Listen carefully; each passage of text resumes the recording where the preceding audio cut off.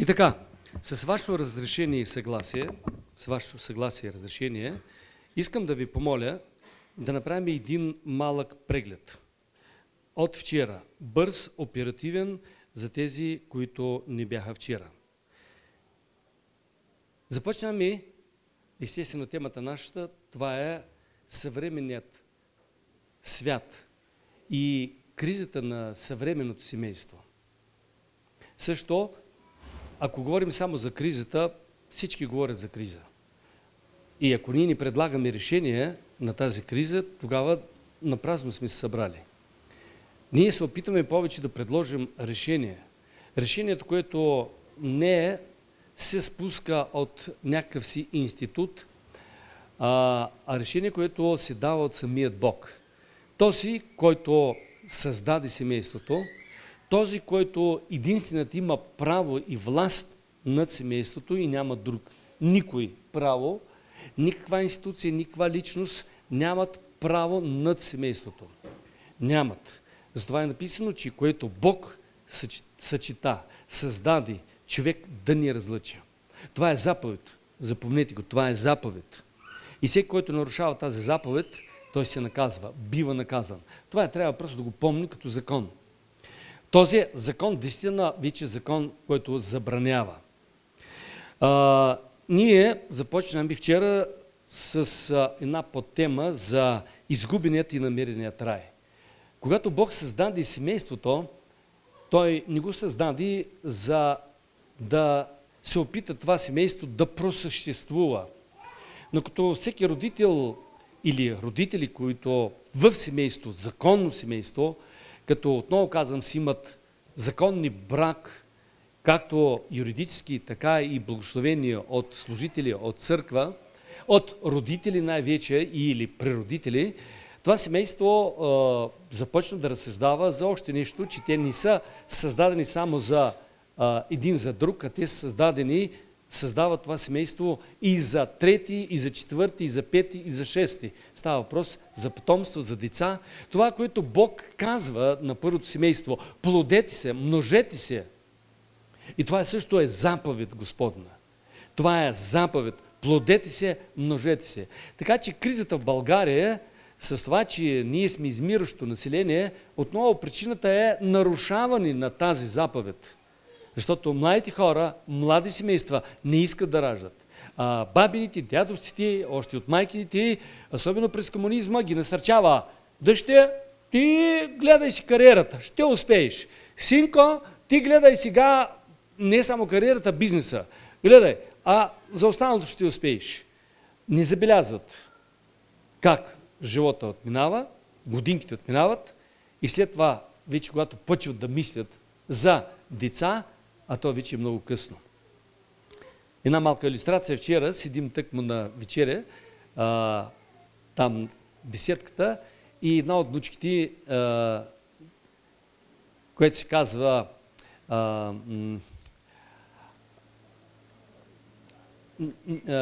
Антонина, както държеше топката, и изпусна. Там доста сериозно надолнище, това е когато отиваш нагоре към тази пистата. И по едно време се опиташе да я стигне, по едно време се опиташе по някакъв да я спре. И изведнъж разбра, че топката набра такава скорост, че тя не успява. И в един миг казва: майко, топката! И вече замръзна, стои и разбра, че и да бяга безполезно няма да я стигне. Обръща съм към нея и казвам: Ничка, това е начало на мъдростта. Така и живота избягва от човека.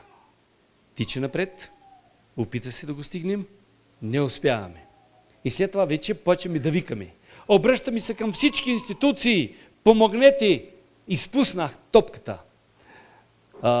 Страшно е, когато едно младо семейство изпусне топката, главната, да създаде потомство. И то не е в лицето на едно и не е на две, а 3 и 4. И тогава нашата нация ще да преуспява. Думите, че с кож го прехраня и т.н. не веднъж съм изказвал, само не искам да чуя. Просто не искам дори да чуя това, защото това е пълна змама, пълна лъжа, пълна неправда. Спомнете си вие в какви условия сте израснали, Какво имат вашите деца? Едно дете в изобилие, което вече не знае какво да прави с играчките, не знае какво да прави с всичко, което има в изобилие, а ние сме имали по едно и сме го правили. И вчера, като забелязахте този видеоклип, много интересен, който бабата му правеше какво? Количката. Днешния ден дори не оправят, защото веднага ги изхвърлят и взимат друга вече. Това е изобилие, за което ние още ще говорим, което води до вещизъм. Ще разсъждаваме още за тази философия, но главното, което искам сега да подчертая от беседата, която вчера ние водехме, че Бог се погрижи за семейството, не е само да го създаде то да съществува или да си мисли как ще просъществуваме, но и му създаде среда, която се казва рай. Като основните характеристики, отново казвам, на рая, това не е ядене и пиене, което наистина беше в изобилие, а това е правилни взаимоотношения. Първо със своя Творец, небесен баща, след това вече и правилно взаимоотношение между мъж и жена. Естествено, поради нарушението на тези отношения със своя си небесен баща, с този родоначалник на семейството, значи оттам нататък рая беше изгубен. Няма да спирам подробности и в детайли, само едно искам да кажа, че не просто като ехо, а като самата реалност за изгубеният рай, ние можем да говорим от сутрин до вечер за проблемите, отново казвам, и на семейството в 21 век. Въпреки, че нито един от вас няма да каже, няма какво да ям, няма какво да пия, няма какво да дам на своето дете. Няма такива. Сигурен съм и знам, че няма да може да успеете да ми опонирате в това. Дори ако някой изпитва временни някакви такива трудности, сигурен съм, че Бог ще ви прати хора. Ще ви прати хора, които на време да обърнат внимание и да ви подадат ръка, а това е за едно ваше смирение, което също само за ваша полза. Думата рай за всеки живущ на земята е позната, обаче всеки си има своя представа за рая, според своето възприятие и вчера говоря според своето най-вече болно въображение и естествено възпитание, което е възприел от средата, където се намира. Следващото, което ние разсъждаваме и говорим, че истинското значение на рая, това е мирът, радостта и покоят, който човек може да намери. Да си има едно кътче. И в света няма друго кътче, освен семейството. Ако една жена успее да създаде тази среда на мир, покой на един мъж, запомнете, никога той няма да избяга. Ако един мъж успее да създаде тази среда, така че жената да се чувства сигурна, защитена, нито една жена няма да избяга. Не знам под какви предлози, комплименти да се сипят, да се сеят навсякъде. Злато и сребро. Трябва вече да бъде малко, извинявайте, откачена, да остави действително това място на сигурност и да тръгне след някой си, които я потвърлят някакви такива големи обещания. Но разумна жена никога това не би го направила. Следващото, което е важно, че още едно кътче Бог промисли тук на земята да съществува, това е църквата. Това е едно общество, вчера ни говорихме, където няма подценяване, няма унижаване, няма премятане, няма проклятие, няма кълнене и също няма спекулации. Не говори, че всички общества са постигнали това ниво, защото има все пак някои, особено от съвременни такива пасторчета, които злоупотребяват с, бих казал, доверието на хората, но те дълго не съществуват. Те обикновено бързо се разсипат, пък и хората разберат, че един път и в два пъти, като са приметнати, и на следващия път повече не влизат в такова общество и търсят все пак друга среда, където наистина да намират себе си и най-вече защитени на своята си душа, защитени, така че да не бъдат обиждани, да не бъдат ограничавани, да не бъдат подценявани. И дори е пък, бих казал, дори е да могат да намерят място за себереализация. И то не да реализират своите си глупости, извинявайте, амбиции, а да реализират това добро, което вътре имат от Бога и те желаят да го осъществят. Както виждате, наши сътрудници тук не спират това да го правят, някои от вас също го правят. Правят го и то вече 10 години и то неуморно. Правят го безвъзмездно. Ами искам да ви кажа, Това е рай за тях. Някой отстрани ще каже, те хора, какво имат от това и т.н. Но само те знаят какво имат. Първото, това е дълбокото удовлетворение, защото са намерили в смисъла на живота. Те знаят какво гонят. Те не гонят вятъра, те гонят целта и целта е, което е възвишена. Защо? Защото, в крайна сметка, те създават рая на земята, което се казва Царството Божие, което е църквата. И правят всичко възможно това царство да се разширява и да навлиза, не да нахлува, а да не влиза чрез убеждение в други семейства, така че и те да придобият този райски живот. Отново казвам, подчертавам, като правилни взаимоотношения мъж, жена, родители, деца, включително прародители да присъстват там. Бих се радвал, както бързо се затварят сега сребщалище, така бързо да се затворят, въпреки че няма движение в тази насока, абсолютно никаква, това е да се затварят старчески домове. Обратно се увеличават. И понеже броя на пенсионерите в България, вие знаете, сме над 2 милиона, броят им расте, а някои стоят на опашка и чакат кога да ги приберат. За жалост, отново казвам. Отново казвам за жалост. Но така не трябва да бъде. Не мисля, че за тези възрастни хора старческия дом е раят, който още комунизма им го построи и Тодор Живко се хвалиш с броя построени сърпиталище и старчески домове. Ние посещаваме тези места, знаем за какъв рай става въпрос и поне малко, за кратко им създаваме райски живот. Няма се отклонявам, отново казвам, силно в тази посока, но това е нашата реалност в 21 век.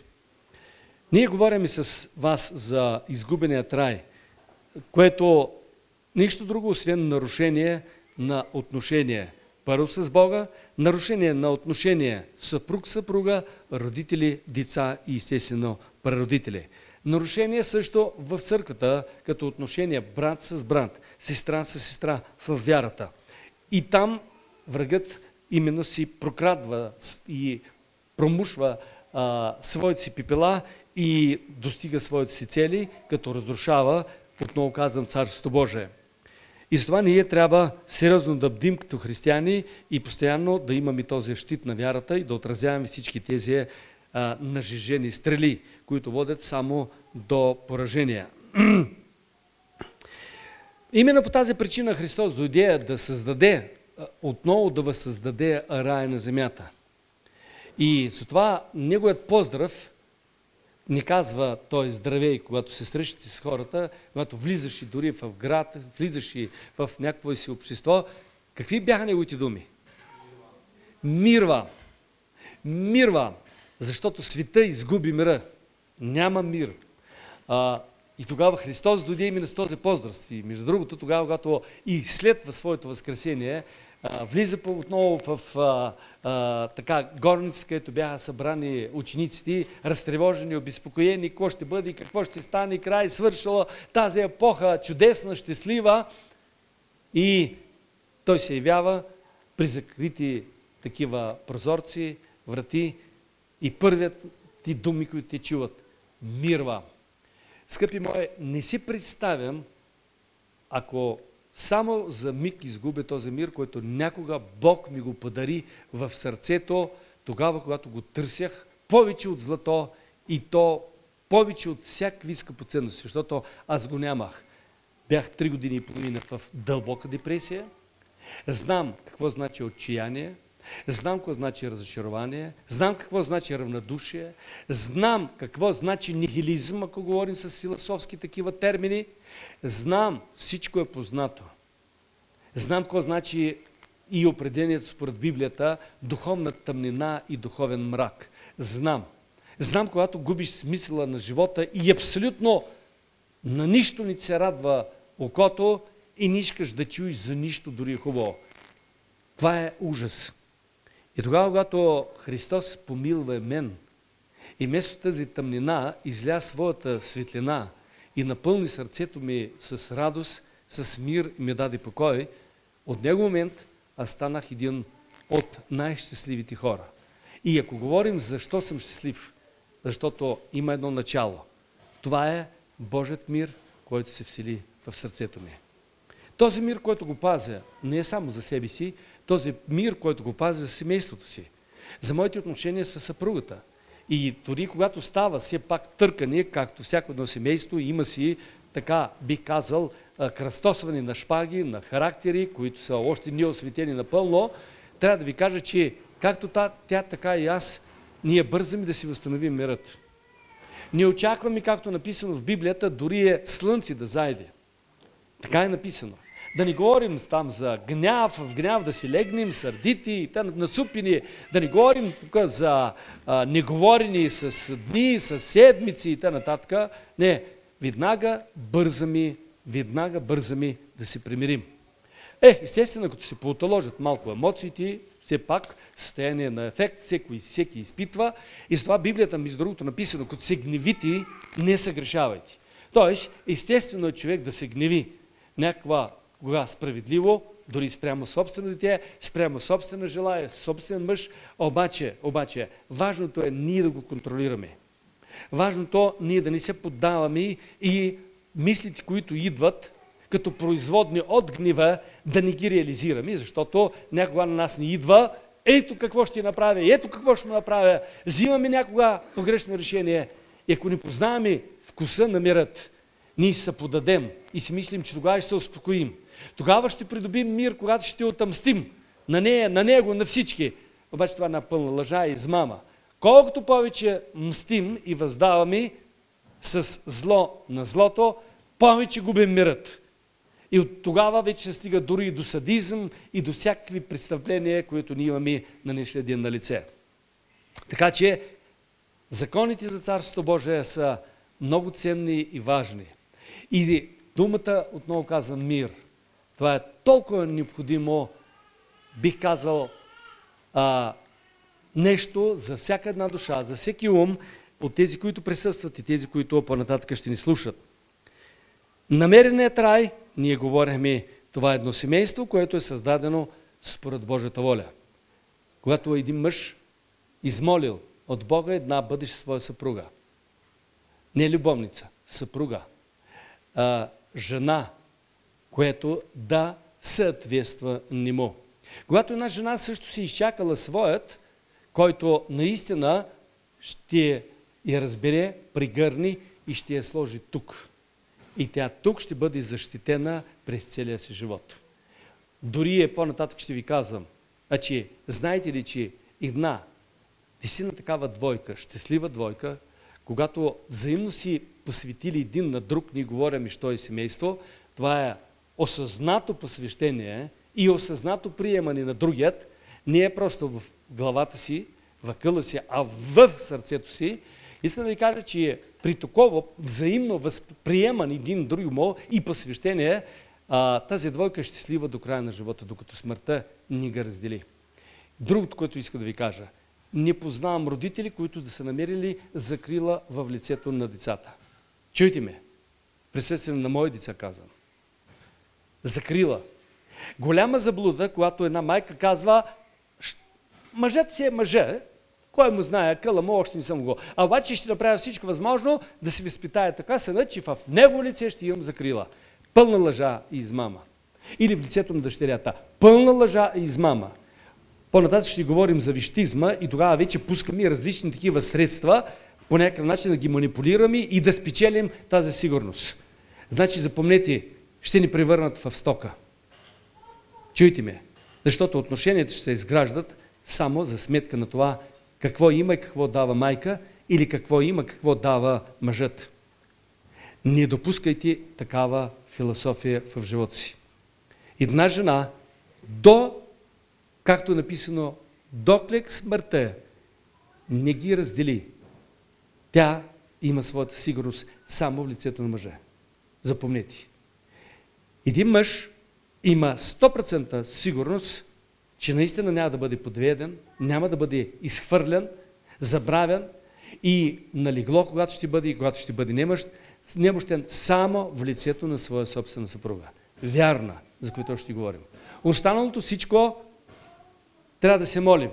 Дано децата, ако остане някой ден, един ден някой ще остане един, самотен, смело казвам самотен, то дано поне да не го изхвърлят от къщи. Дано поне, казвам ви. И да не му отнемат преждевременно апартамента и всичко останало. Особено при неправилно възпитание и правилно изграждане на ценна система на едно такова дете, за което всъщност ние събрахме да говорим за възпитание и изграждане на едни личности, които естествено да не бъдат материализирани. Историята на семейството говорим, че наистина то се ражда преди да се редят племена, народи, съюзи, партии, обществени и правителствени организации, неправителствени. Значи, това е един институт, който Бог го създаде и срещу този институт всички агресивни съществуващи сили, започвайки от самия Сатана, си целият демоничен свят, който е неговият арсенал, който използва пък личности и хора, особено развратени по ум и по сърце, които среброто и златото в ръцете им, има си такива страшни, смело казвам, организации, които са в конспирация, запомнете, те не обичат силно много да се явяват, те слагат политици пред себе си, обаче конците те дърпат, защото парите са в тях, правят всичко възможно едно патриархално семейство, както вчера говорихме, да бъде разрушено. Защо ли? Защото откъсни един човек от семейството и ти с него можеш да си правиш каквото си искаш. Той ще бъде манипулиран. Било ли е мъж, било ли е жена. И дяволът знае чрез кого. Ако той е мъж, ще му пробута една мис красавица, която ще го оплете и вие знаете, че най-големите шпионки, това са красивите момичета. Било ли от Русия, било ли от Украина, било ли от Германия, било ли англичанки, било ли това е френки и те на французойки и прочее, обаче те си вършат една много работа. Ако знаете колко са провалили дипломати, мисля, че някой е чел литература и знаете, че всички шпионски работи, които се вършиха на много високи нива, ставаха само чрез едни такива девойки. И те знаят по какъв начин това да стане. Така че един мъж без семейство, без жена, много бързо се поддава на манипулация. По същия начин пък и една жена, която без мъж, която е незащитена, която постоянно търси защита, много бързо може да бъде съблазнена по различни въпроси и по различни причини. Дяволът знае, че едно дете, откъснеш ли го от баща и от майка, от него може да лепиш каквото си искаш. Ето по тази причина, отново казвам сега, такава агресия, казвам, от страна на тези институции, отново подчертавам тази джендер идеология, прави всичко възможно да откъсни децата от родителския първо авторитет. За това още ще говорим. Защото ги издига вече на един такъв сан, бих казал, техен сан, сатанински сан, дяволски сан. Вие сте личности, неприкосновенни и родителите нямат право на тази неприкосновеност. Още от детска градина им се внушава това. Е нещо страшно. Вие единствено, което го оставате, чуйте ме, спонсори, които трябва да бягате и да тичате, само да пълните гуша и да обличите. Останалото на тях нямате право. Грижат са тези идеолози, които ще ги научат първо на секс, още от 7 години или 6. Ще им покажат как се ползват различни противозачатъчни средства и то привидно, и то така, че в главите на тези деца нищо да не им влиза, само да гледат тези банани, които им съм показали, и гумички, които съм представили какво трябва да правят. За каква математика, за какви цифри, за каква химия може да става въпрос. Когато в главите им само това втълпяват. Грозна е картинката. И искам да ви кажа, вие като родители сте отговорни, и аз също като родител съм отговорен, да защитим обществото и децата си от тази мръсна лавина, която има за една цел – да съсипи и българското общество. Да го превърне в една маса сива, което не може да се изправи, не може да я понира, защото не може да се защити, бих казал, и не може така по някакъв начин да се противопостави. А се измислят все повече и повече закони. Как днешния ден само крещят и така, знаете, в целия си глас, особено медиите, за насилието над детето. Леле, това е храна. Прайда, това е за хомосексуалистите и насилието на детето. Какво става, бе? Направя всички родители садисти, всички майки садисти, да не смееш дори да му се обадиш, да му кажеш: видяло там малко синина и края, айди всички камери там насилие. Чакайте, бе. За какво става въпрос? Ние виждаме наистина как се злоупотребява. И се промъкват такива закони, когато един баща няма да има право дори да се скара на детето, както в Америка става и в други западни държави. Каже ли детето му, което, извинявайте, на 6-7 години, ще му покаже така с пръст, ще каже: само още една дума така да си ми казал, отивам ти заявявам полицията. И оттам нататък идват хора, които толкова много се грижат за вашите деца, то да не изпитва насилие, и ще го приберат и ще го дадат на едно семейство, където двама мъже ще го гледат. Оттам нататък вече трябва да знаете с какво завършва. Като пропагандата върви, да се даде вече пълно право и на педофилите, както и на геите, да могат, имат възможност те да упражняват своите си инстинкти и страсти и спрямо децата. В Запад и на такава скандинавска страна вече има партия на педофили. Знаете ли тая дума какво означава? Това е деца, които упражняват своят сексуален нагон спрямо деца. Лица, мъже. Това, което фактически го казвам аз, искам да ви кажа, че пророчеството на Христос се изпълва. Живеем в последно време. Така че, като никога, особено млади родители, трябва да си отворят ушите и да си отворят очите в какво време живеят. И нито един няма се погрижи да ви защити детето. По-скоро ще се погрижи как да го плечкосва. Първо идеологически, морално, което ще го докара, или по-скоро психологически, което ще го докара до състояние на моралност, което ще му каже: ти имаш право на избор, какъв джендър да избереш, какъв пол. Т.е. независимо си роден момче, обаче, щом ти харесва да бъдеш момиче, ще бъдеш момиче и това е твое право. Не слушай дядо, баба, не слушай майка, че ти все пак си родил момче, главното, че това е твой избор. Нататък не само отивахме, но пристигнахме. По тази причина ние се опитаме като църква да се противопоставяме. Дълго ли това ще бъде, не се знае. Но имаше един период на време, когато устата на църквата затвориха за дълги години.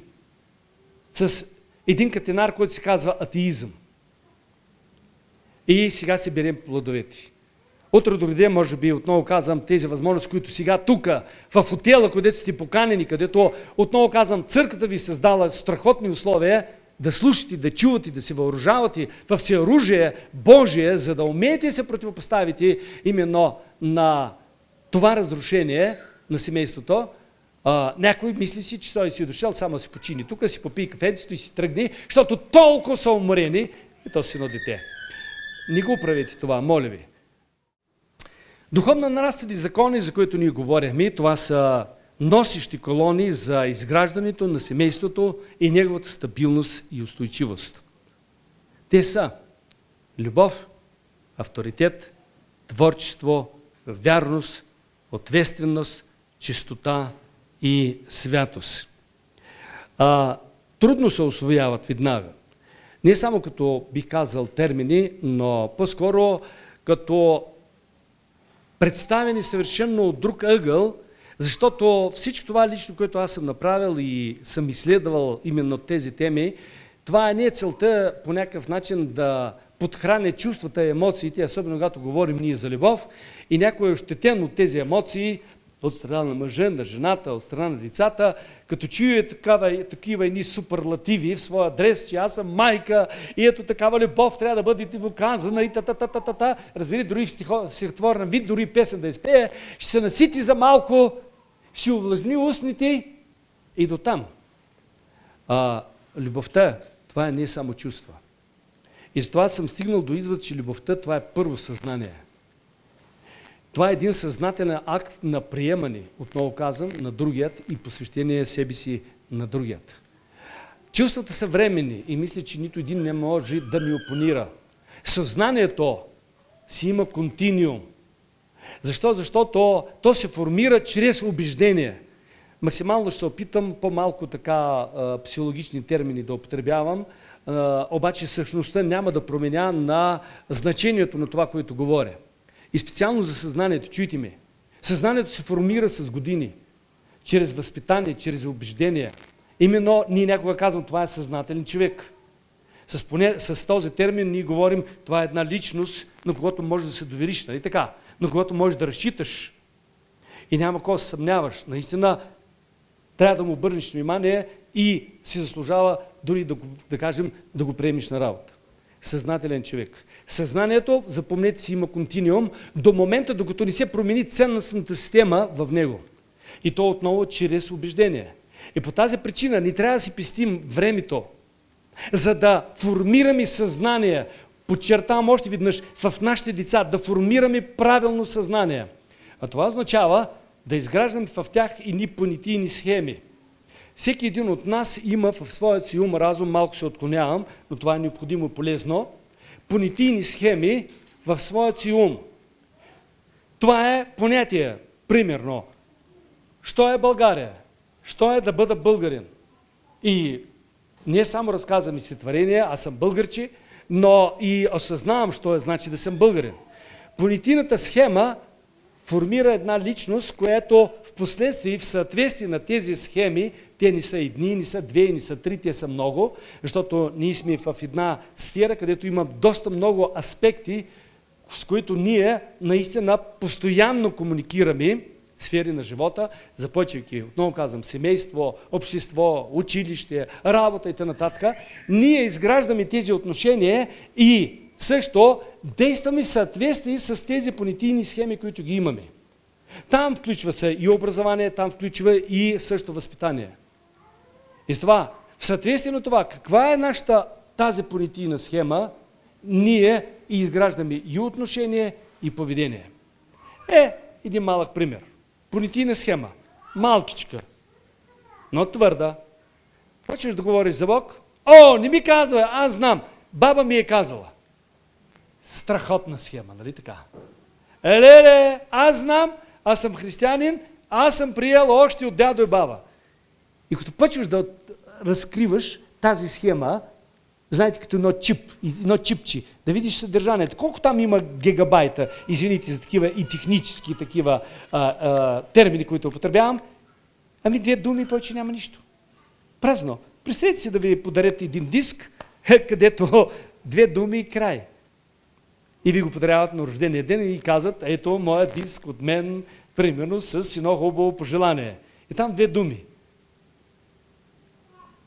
Разбирате ли с какво става въпрос? Ние имаме проблем с нашите понятийни схеми. Нашите понятийни схеми често пъти имат съдържание, дори не говоря за мегабайти, не говоря, разберете, просто такъв минимум. Обаче си казвам, аз знам. Страшна работа. И като отвориш файла, там няма нищо. Празно. Нищо не може да ти каже.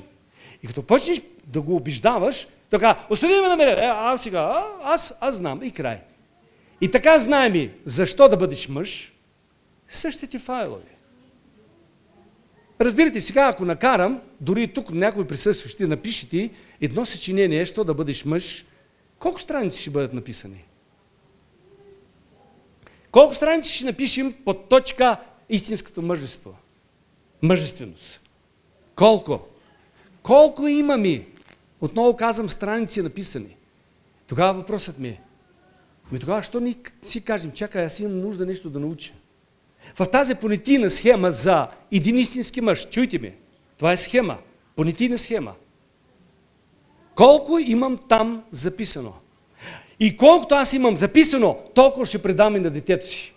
Ако аз няма да имам какво да вложа в свое собствено дете, що е да бъдеш един истински мъж? Това, което аз не спирам да говоря с вече дори моите големи деца, които са мъже, продължавам. Помните, вчера говоря за премъдростта. Това е старостта, което има още какво да каже. Разбирате ли? Което е бетон на желязо. Няма разрушение. Един истински бетон, между другото, с години заяква се повече и повече. Достатъчно да е хубава среда. Да не изгаря под слънцето и да не бъде изхвърлен в старческия дом. Разбрахте ми, нали така? И има още какво да даде, има какво да държи. Сега чуйте ми внимателно. Ако аз в тази понятийна схема, кой е един истински мъж, нямам нищо и файла ми толкова беден, как ще запълне този файл на моето дете, което расте, моят син? С какво? Тук искам да ви кажа 100% гаранция. Ще го запълнат този файл техният другите мъже. И най-вече развратени мъже. Махлата, училището и всичко останало. И след това ще кажеш, леле, колко хубаво, кротко момче беше послушно и какво стана с него?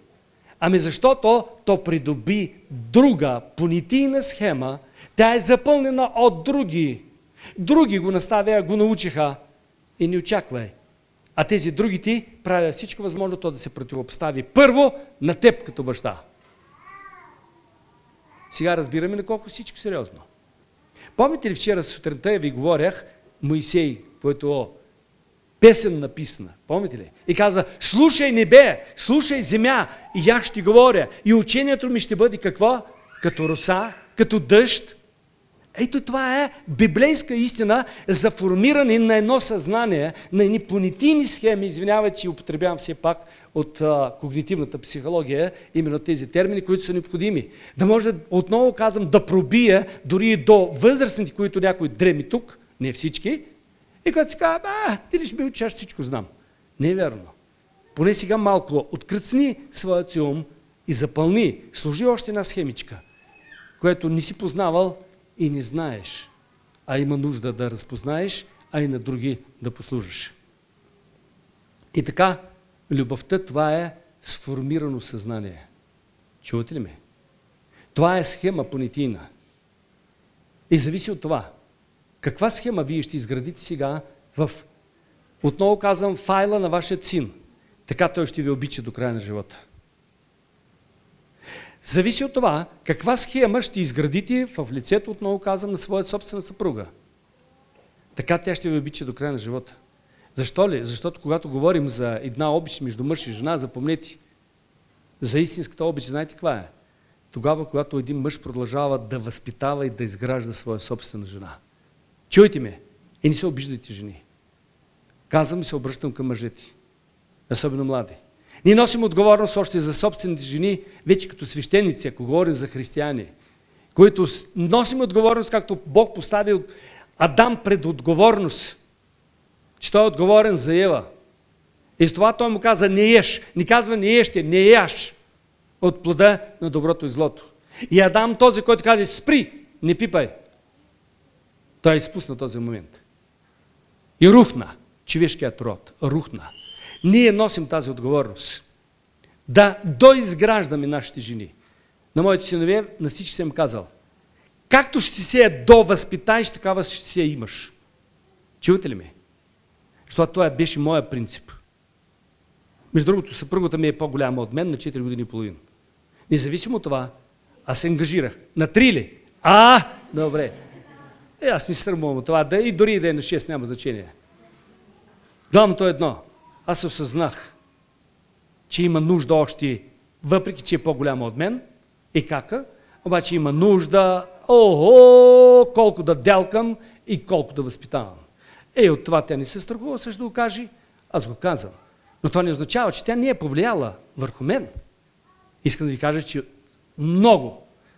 Не веднъж съм го казал, първото, което направи, като сложи вратовръзката и аз не можа да я снема, хвана и каза, не, така ще бъде.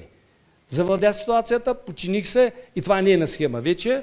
Преди да дойда тук, докато тя не ме подреди, докато тя не ме обличе, не че аз дигам ръце като така статуя, не, но това е нейно право. Запомнете, отново казвам, това е съзнание. И тук не става въпрос за чувства, става за съзнание. Тя осъзнава и разбира в кое тя по-силна, кое тя повече знае. И аз съм отстъпил и знам. И често пъти се съветвам с нея. Да не говорим, че постоянно питам. Да не говорим, че често пъти го правя това. Дори е специално да видя наколко аз правилно мисля, разсъждавам и правилно решение ще взема. И ако тя успее да ме обори, жена ми, тогава някога да се явявам пред обществото. Аз съм бита карта. Някога съм я измарил. И тя някога е казвала, каква полза от това, че аз ще ти кажа моето мнение, пак ще направиш така, както ти решиш. Викам, не винаги. За мен ме е интересно, ще успееш ли да ме обориш? Така че тя е опонент номер 1 в семейството ми. Номер 1. В всички важни, много важни въпроси. И искам да ви кажа, в това съм много щастлив. Ние не се караме. Ние горещо дискутираме някога, много горещо. Но стигаме до най-правилни решения, за което сега не съжаляваме и не се обръщаме назад с да червим очи. Разбирате ли ме? Това е ценностното, отново казвам, важното дело в едно семейство. Това е райския живот. И тук пак говорим за формиране на тези понятийни схеми. Бог ме е помогнал да доизграждам тези схеми, а и да вложа нови схеми в нея. Но това не означава, че тя не се опитала или не е постигнала да вложи в мен други понятийни схеми по въпроси, които аз не зная, не разбирам. Тя има много въпроси, които наистина тя е постигнала в своя си живот, успяла да ги придобие и аз остава само единствено просто да кажа да и амин, това е само мен ме обогатява. И така, истинската любов, това е и взаимно приемане, и взаимно посвещение, и приемане не е само като исторически момент приемам те за жена и край, като статус и не повече, но приемане и това, което си. Твоят разум, твоите разсъждения и твоите чувства, всичко, което си, сега и в бъдеще, приемам. Естествено, това не означава, че не филтрирам. Филтрирам и приемам това, което ще бъде добро и добро за моето изграждане и отвърнем това, което казвам, съжалявам, но това е от другата фамилия, тук няма да мине. От друга фамилия няма да мине. И не веднъж съм го казал. Естествено, тя пък също може да ми парира, да каже, съжалявам, но това пък е от твоята българска работа, няма да мине. И по този начин се формира едно цяло. И Библията казва, и двамата ще бъдете едно. Това е принципа и значението за двамата да бъдат едно. Ще успеем ли да усвоим тези истини или няма, отново казвам, зависи от нас. Едно иска да ви кажа. Първото, в много умове, много е оскъдно състоянието, положението на схемите. Или са много малко, или има само една. Това е печели на пари, печели на пари, печели на пари, повече нищо. Една голяма схема и пред очите само парата.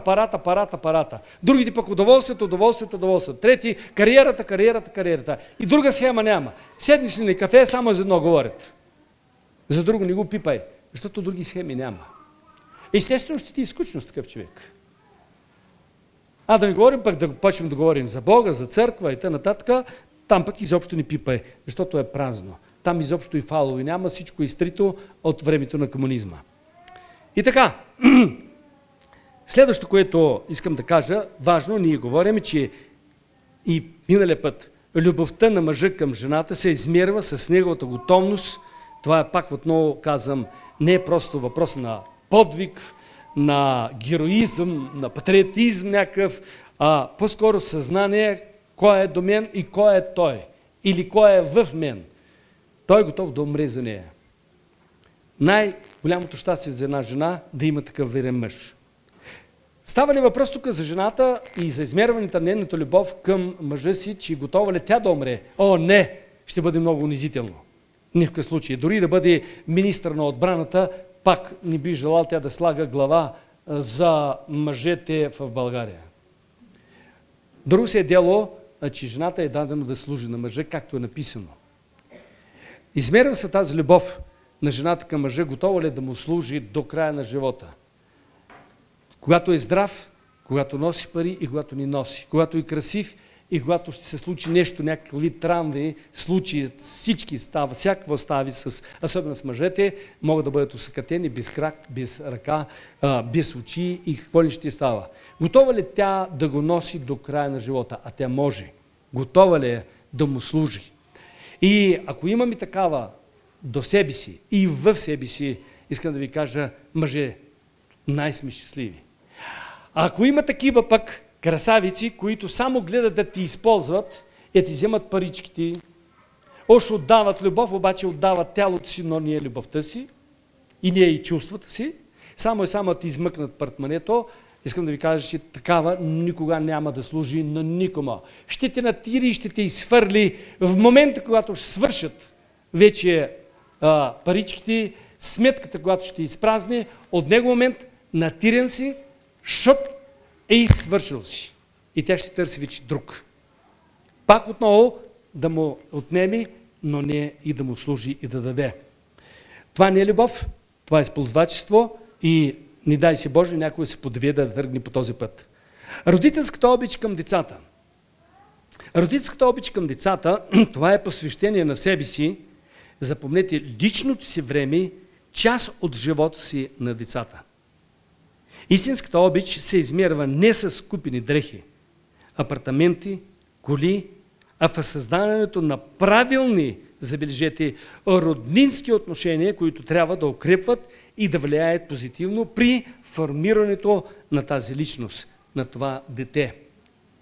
Изграждани, пак отново казвам, на правилни понятийни схеми в главата, в умът, в разума, в разсъдъка на едно дете. То да има правилна представа за тебе като баща, кой си ти за него. Да има правилна представа за майка, коя е тя за него. И при изграждането именно на такива правилни понятийни схеми, имайте 100% гаранция, че то ще бъде ваше до края на живота и 100% гаранция, че вие ще бъдете наистина техни родители, баща и майка до края, до смърт. И нищо няма да ви разлъчи.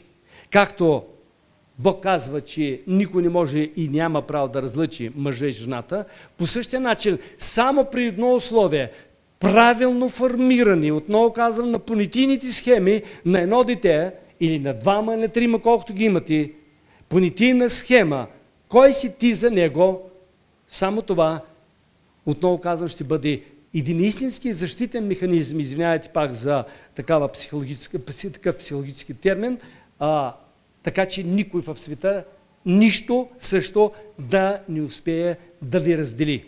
Няма по-голяма мъка за една майка, за един баща, когато виждат как децата дистанцират от тях. Трябва да признаем, че децата са жертва на нашата жизнена философия, на нашите представи, на нашите амбиции и преди всичко на нашето греховно поведение, независимо от научна степен, от нивото на нашето образование, от статута и естествено положението ни в обществото.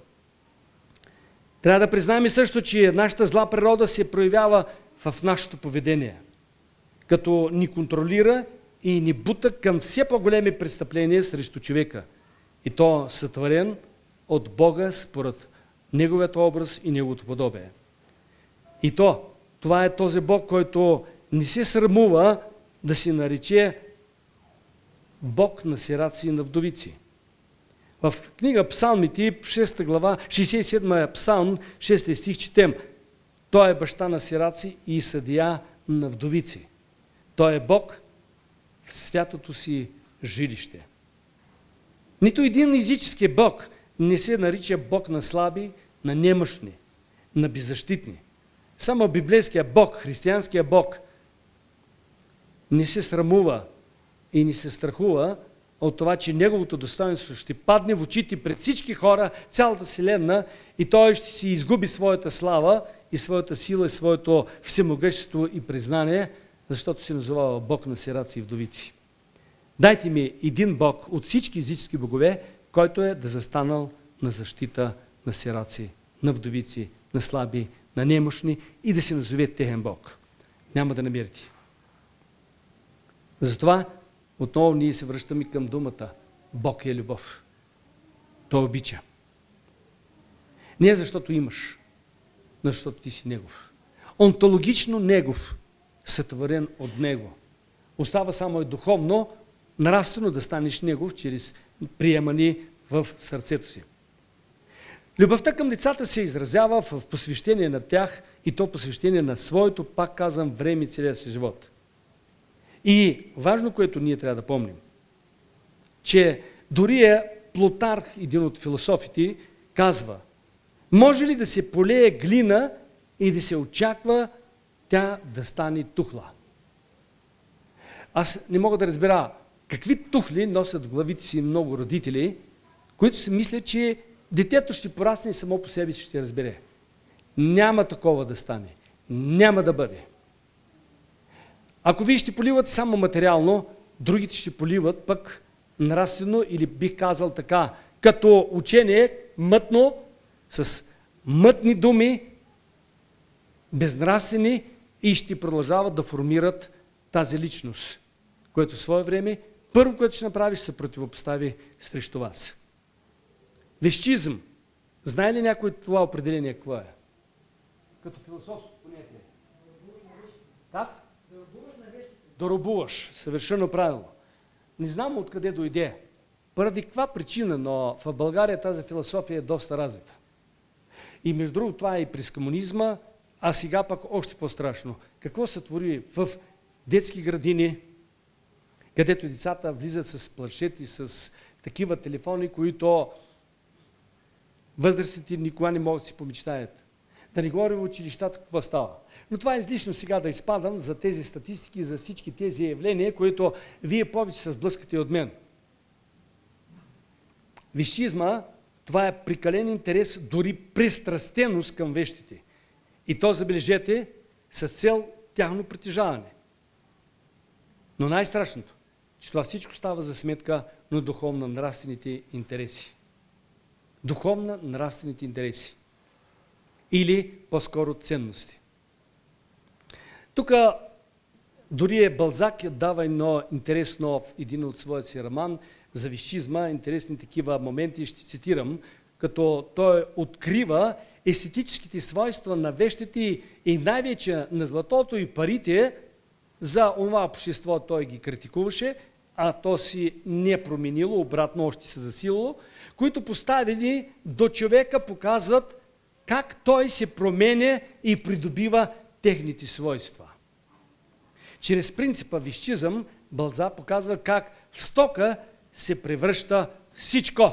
Чуйте ме, любов, чест, мечта и много други ценностни, такива, би казвал, схеми, които трябва да изградят една личност съвършено с други приоритети и друга ценностна система. Ние като родители искам да го споделя, че висшизма сме го намразили още от началото. В нашата практика, чуйте ми, никога не поставяме като средство за възпитание материалното и вещите. Никога не съм се връщал от командировка, колкото дълго да не съм бил, и първата задача да бъде да покажа какво съм им донесъл. Какво съм им купил. Това го прави моята съпруга. Продължавам това да го правя с моите внуци. Трябва да ви кажа, нито на едно внуче нищо не съм купил. Може би съпругата сега ще ми възрази, нещо е купила, но това вече е отделно от рождения ден и т.н. Когато виждаме, че има нужда. Участваме съвършено по друг начин. Обаче какво преследваме с това? Никога детето да не ме вижда през призмата на играчката, дрежката, бомбона и всичко останало. Ако вие започвате да възпитавате своите деца и своите внуци, ела при мен какво баба ще да даде, запомнете, то след време и много бързо ще ви гледа през призмата на шоколада, бомбона, след това през призмата на стотачката, които обикновено си позволяват, играчките, смартфоните и всичко останало. Накрая ще ви гледа през призмата на апартамента, който ще чака по-скоро да умрете. И ако няма успее да ви извениполира и вие да му припишете апартамента, ще чака с нетърпение по-скоро да умрете и най-после апартамента да бъде негов. Къщата, колата и всичко останало. Не ставайте на този престъпен път. Запомнете, няма да спечелите нито любов, нито авторитетното уважение. А да не говорим свое бъдеще като сигурност. Вие за тях вече сте стока. Започвайки от бомбона, свършвайки с сметката, която ще чакат, кога ще умрете и тя да бъде унаследена от тях. Чувате ли ме? Не го правете. Когато идват децата, когато още малки, помня как най-малкият в Маринка викаше най-силно Папа пришъл! Понеже говорим си още на руски, понеже един децата не могат да си пречупят езика, дори в България ни казват татко ми папа. Някои си чуваха като папа римски, понеже по-руски папа. И когато аз се наближавам с колата, бягаш и тичиш, не само то. Но там, понеже живяхме вече в село, живяхме и то на ниско място, то трябваше да изпъва пари, едва се научи да ходи. И като види, че колата се наближава и крещи, като напати малко, папа пришъл, цялото село чуваше, че папа пришъл. И идваше и не ми бъркаше в джобовете. Не ми бъркаше и ни нахлуваше в чантата. Фърляше ми се на шията и аз го целувах него, той целуваше мен. Това е понятийната схема. И на всички тях постоянно съм казал, най-ценното, което съм ви донесъл, това съм аз, вашият баща. Най-ценното, което имате, че баща ви се върна жив, здрав, благодарение на вашите молитви.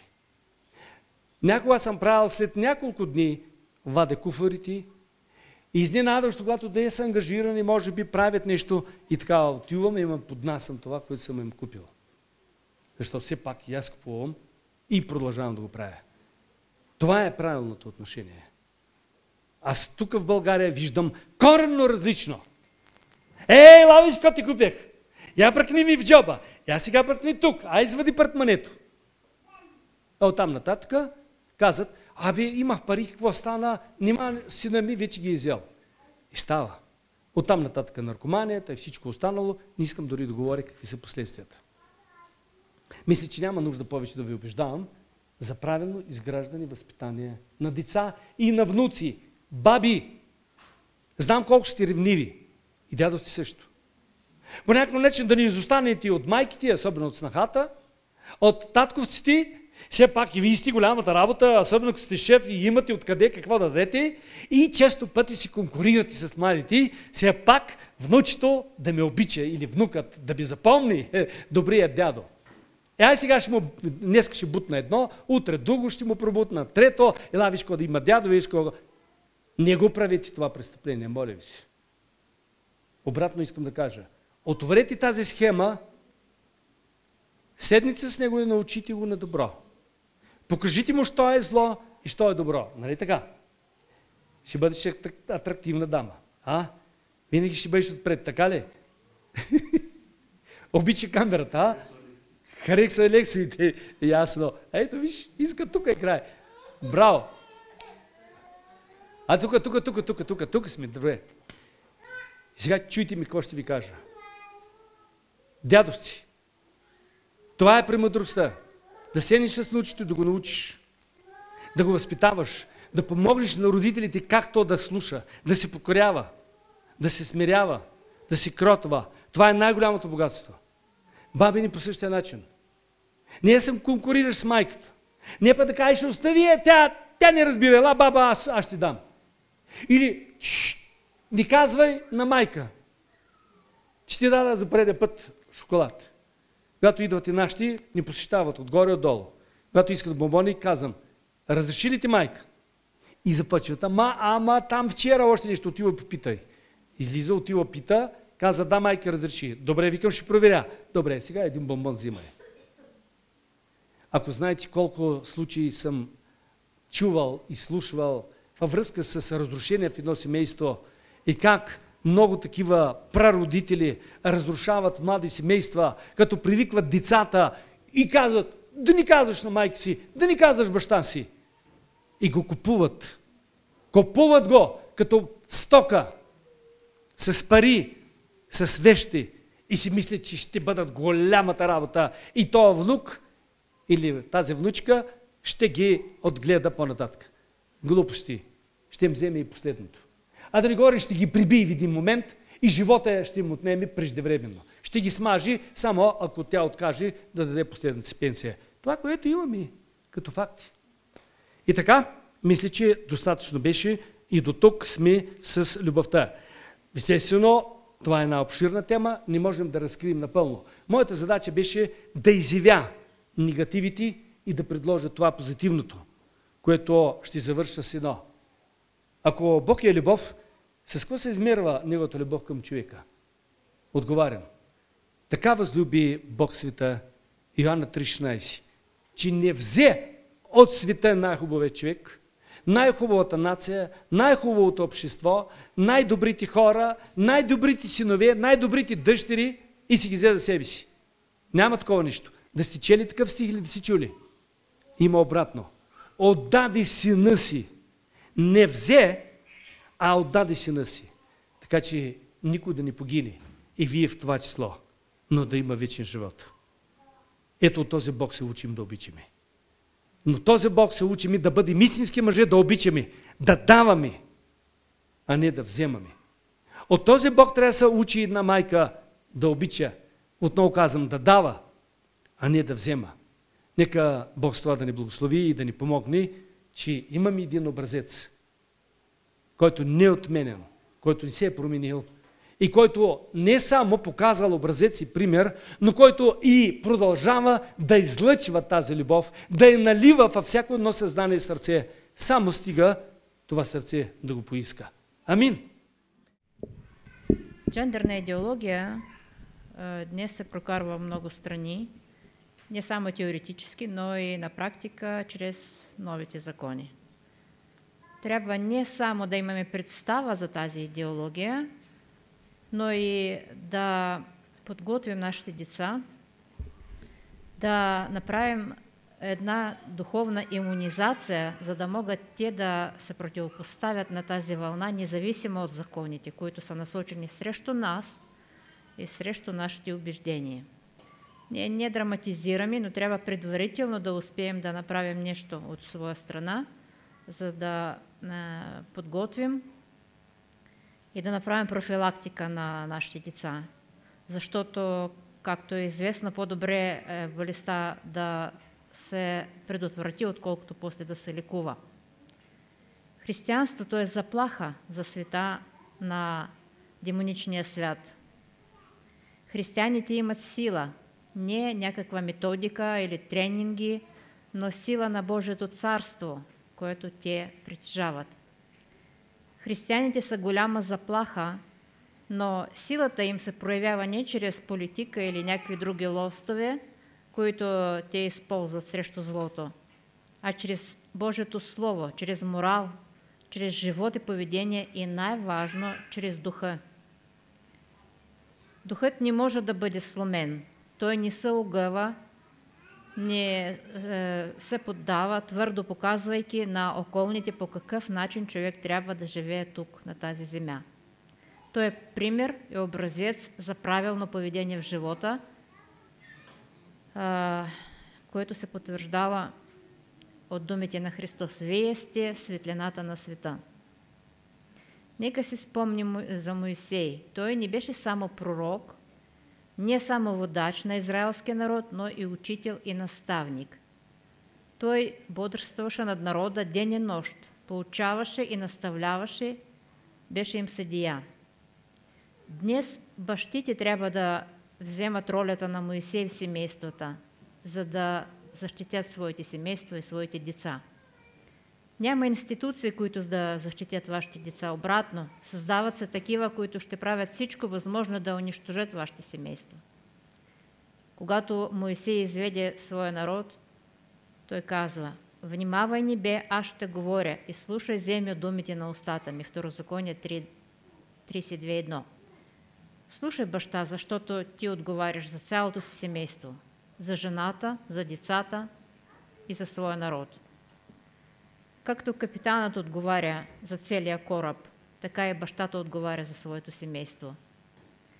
И от това никой не може да се отрече, да се оправдае с нещо, защото Бог ще държи отговорен всеки. Бог те поставя да бъдеш мъж, да бъдеш баща, независимо от приеманите закони, те нямат значение. Той е поставил мъж да бъде глава на семейството от самото начало, от създаването на семейството. Бъди мъж, какъвто ти е създал Бог. Той вложи в теб определен потенциал, интелектуален, волеви, който ти трябва да реализираш. Моисей казва: да се разлее като дъжд учението ми, като роса речта ми, като дребен дъждец по злакове, като проливен дъжд по трева. Името Господне ще прославя. 2-3 стих. Този мъж, Моисей, успя да придобие истинско мъжко достоинство благодарение на това, че стана на страна на Бога. С Божието име той изведе Израел. Нека проследим застъпническата роля на Моисей при изхода от Египет. Цитирам.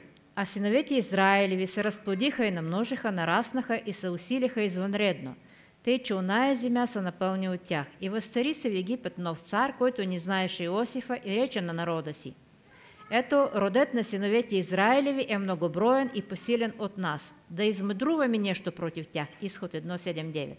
Вижте какво правят. Да измъдруваме нещо против тях, за да не се размножават. Инак, кога се случи война, ще се съединят и те с нашите неприятели, ще се въоръжат против нас и ще излязат из нашата земя. И поставиха на тях надзорници на работите, за да ги изнуряват с тежки работи. И те съградиха на фараона градове за припаси – Питом и Раамсес. Израелтяните бяха измъчвани от работа, като работиха за хляба си. Но не това беше страшно за народа, който стана заплаха за Египет. Обратно, народа се умножаваше, ставаше посилен и кален. Изплашените египтяни издават закон. Египетският цар заповяда на бабите, които бабуваха на еврейки и от които едната се казваше Шифра, а другата Фуа, и им рече: кога бабувате на еврейки, гледайте при раждането. Ако е момче, убивайте го. Ако е момиче, нека живее. Египетският цар заповяда да убиват момчетата. Днес никой не заповядва това да се прави, но мъжете днес са под заплаха. Мъжкото достоинство буквално е унищожено. Ще се убедите в това по-късно, ще коментираме още този въпрос. Днес мъжете са на прицел. Както никога, дявол насочи своето оръжие, за да изтрие думата мъж. Ще говорим за въвеждането на вече няколко пола. Нека жените не се обиждат, че отделяме много място за мъжете, защото мъжете са тяхна защита и когато мъжете губят своето достоинство, тогава жените са нещастни. Тогава носят и женския товар, и мъжкия. Няма сега да издигаме статута на мъжа, обратно, ще разсъждаваме за това как да се възстанови, как да се направи всичко възможно, за да се издигне не само в очите на жените, но и в очите на синовете си, които трябва да се възпитават истински, като истински мъже. Не е по-малко страшно и другото, което се случва в момента. Днес, когато е унищожено мъжкото достоинство, издига се друга фигура. Женска с мъжки качества, които са имплантирани. При това не са добри. Например, изброявам сега добри качества. Твърд дух, смелост, обратно. Това, което е имплантирано, е наглост, арогантност, качества, при наличие на които женствеността напълно се унищожава. Основната идея, която пробутва дявола, е не изморителният труд, защото днес всичко прави техниката, а унищожаване на човечеството чрез удоволствие. Съществува такова философско понятие хедонизъм, с който се обозначава живот заради удоволствие, заради удовлетворяване на свои телесни потребности.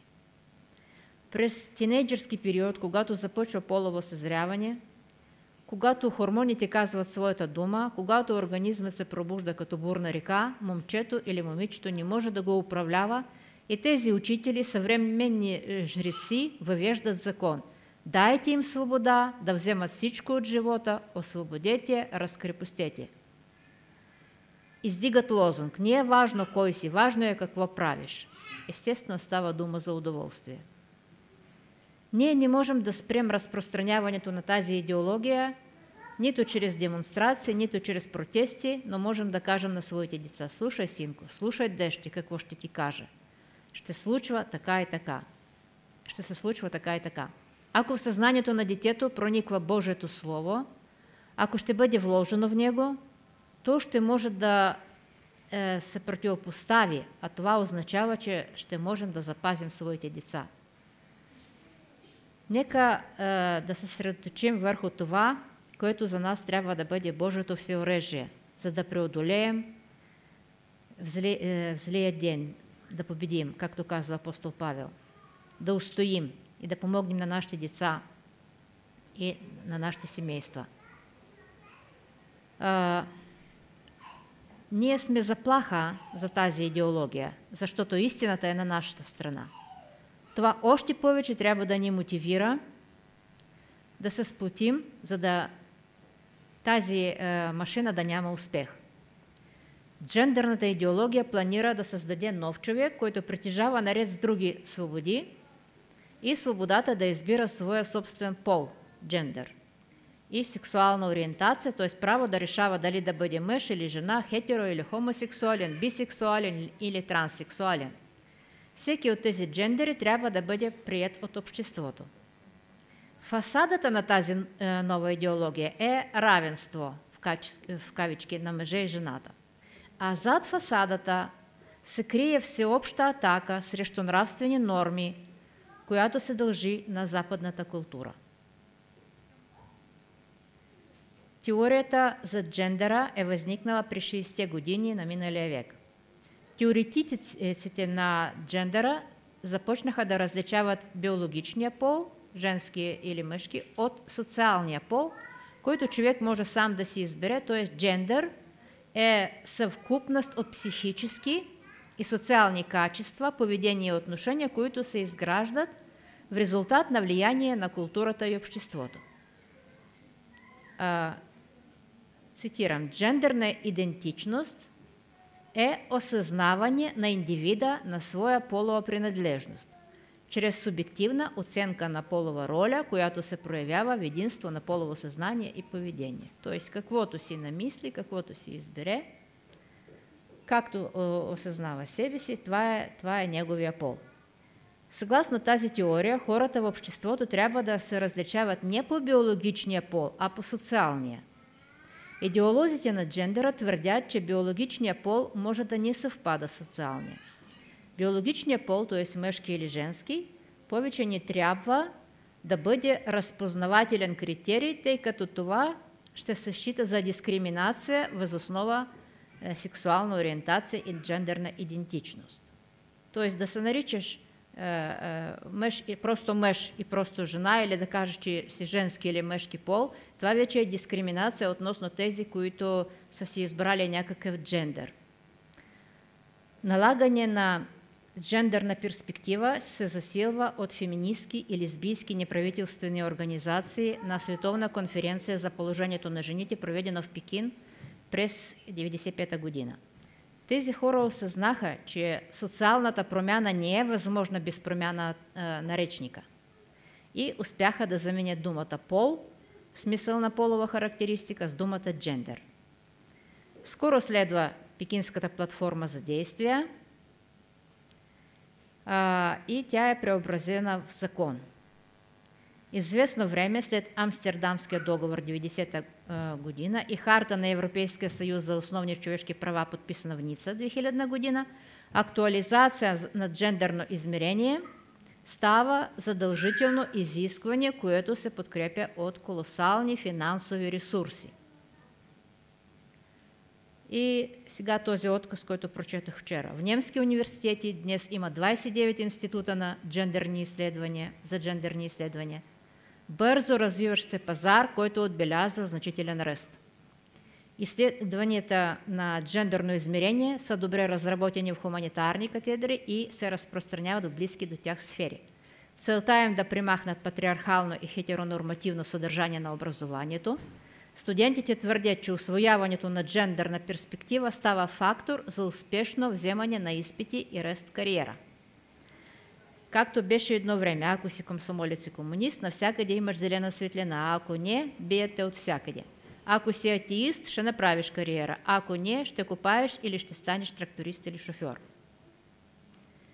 Освен академични институти, съществуват и безбройни форми на консултации, а също така и организации готови да разпространяват джендерна идеология, които са финансирани от отделни страни или от Европейския съюз. В Германия Център на политически контрол е формиран от Федерално министерство по въпроси на семейството, Междуведомствена работна група по актуализация на джендерно измерение и Центъра на междудисциплинарни джендерни изследвания при Берлинския университет Хумболт. Всичко това се финансира от Министерството. И те, като не е лесно да се промени мисленето на възрастните за формите на сексуалност, основният удар на тази културна революция е насочен срещу новото поколение, срещу деца, юношите и младежите. Новият човек не изниква сам по себе си, трябва да бъде възпитан. Именно тази задача си постави член на градския съвет във Виена Рената Браунер и ръководител на проекта Даниела Орнер, като основаха през 1999 година Асоциация Забавление и грижа, където с децата провеждаха занимания по възпитание на повишена чувствителност към джендерно измерение. Момчетата по време на заниманията получаваха козметика и дрехи за принцеси, а момичетата бяха насърчавани да викат и да употребяват физическа сила. Кой от читателите помни възпитанието на новия човек в комунистическото минало? За възпитанието на новия човек се използваше образа на комуниста. Съществуваха критерии – мъжественост, патриотизъм, храброст. На кола на комунистът носеше пистолет. Той стреля, убива, винаги е победител. Това беше идеологическа машина, която възпитаваше още от детската градина. Трябва да разберем, че не просто пускат закони отгоре. Върви процес на възпитание чрез внушение, убеждение, подражание. Внушението се използва в ранна възраст, когато детето още не мисли критически. След това убеждение. Имаме ли подготовка да се противопоставим, т.е. да имаме контрааргументи на това възпитание, което ни се налага? Имаме ли изградено в нас учение, цитирам, като дъжд, като дребен дъждец по злакави, като проливен дъжд по трева, това, което за Моисей е писано. Т.е. това учение, което да измие от детето всякаква нечистота на детската градина, училище, когато виждаме, че се връща обезпокоено вкъщи. И тук трябва да се обърне внимание върху следното. Майките и бащите, бабите и дядовците са много внимателни към децата и треперят на тях до 4 годишна възраст, докато започнат да ходят и да се обличат сами. Като орела подлага своите криле, когато учи малките си да летят, така и ние постоянно пазим децата си от травми, от опасности, но кажете, защо след това ги предаваме? От около 5 годишна възраст ги смятаме за самостоятелни. Щом вече могат не само да ходят, но и да бягат, така че не падат и не нараняват носовете и коленете, смятаме, че всичко сме направили за тях. Но ето, тези 5-6 годишни се връщат от детската градина смутени, срани, наранени, вече не физически, а психически. Започва вътрешно-личностен конфликт, виждаме, че нещо не им е ясно, а те не могат да обяснят, но ние виждаме, че нещо се случи в детската градина, нещо направиха с тях. Защо ни се намесваме? Молба към родителите. Поемете отговорността да наблюдавате вашите деца, тяхното психическо състояние, когато се връщат от детската градина или училище. Попитайте ги, не преставайте да им досаждате в позитивен смисъл на думата. За какво сте говорили днес, какво сте научили? И ако чувствате, че детето нещо не доизказва, значи е в състояние на тревожност, у него има битка. То не може да разбере кой е прав – мама, татко, дядо, баба или леличка, психолог или директор. Но никога няма да разбере кой е прав. Детето само не може да разбере и това трябва да го знаем. Когато ще стане на 25, може би ще разбере, но сега на тази възраст не. Ние сме отговорни за раните, които се нанасят на детето. Това вече е реалност. С някои деца това се случва. Нашата отговорност е да ги забележим. Не е вярно, че щом няма кръв по тялото, щом не са скъсани дрежките, значи всичко е наред. Или щом бележника има само отлични оценки, всичко е наред. Сега се налага да работим с млади хора с психически разстройства, които са бивши отличници, които завършиха училище с пълно отличие, но психически травмирани поради това, че родителите не са свършили своята работа. Децата бяха отличници, а родителите не. Затова трябва да бъдем внимателни. Ние винаги наблюдавахме психическото състояние на нашите деца. А то се вижда по лицето, по очите на детето. Когато го посрещате от детската градина или от училище, гледайте в очите му. Не трябва веднага да му вадите душата, трябва да почувствате всичко ли е наред. Вие имате интуиция, особено майките, а бащите трябва също да се упражняват в това. За да разберем в какъв вид се предлага джендерното възпитание на учениците, можем да видим методично ръководство за учители по биология, немски, латински, английски език, етика, история, обществознание и психология в средни училища и гимназии град Берлин. Названието на пособието е «Лесбийски и педерастически начин на живот». То е издадено от Институт на училища и СМИ на окръг Берлин-Бранденбург под управление на Сената на Берлин по образование, наука и изследване и Сенат по интеграция, труд и социална политика през 2006 и 2008 година. От това пособие, състоящо се от 172 страници, става ясно как стратегията за объркване на половете се реализира. Действителност. Освен теоретически и информационен материал, в него се предлага установяване на връзки с местни организации на хомосексуалисти, да се канят техни представители на урок в клас. Абсолютно нормално е за тях да поканят на урок кмета на Берлин, който е хомосексуалист. Фашизмът преди време трябваше да освободи изтока от комунизма, комунизма да освободи Запада от фашизма, а сега хомосексуализмът се стреми да освободи изтока от хетеросексуализма. Всичките изми се пробутват от големи хора и големи пари. Министерството по делата на семейството разпространи 650 000 екземпляра на брошура за родителите с название «Справочник за родители за сексуално възпитание на деца от 1 до 3 години», в която на бащите и на майките се предлага да стимулират сексуално свои собствени деца. Под натиск на средствата на масовата информация, Министерството е било принудено през юли 2007 година да спре разпространяването на брошурата.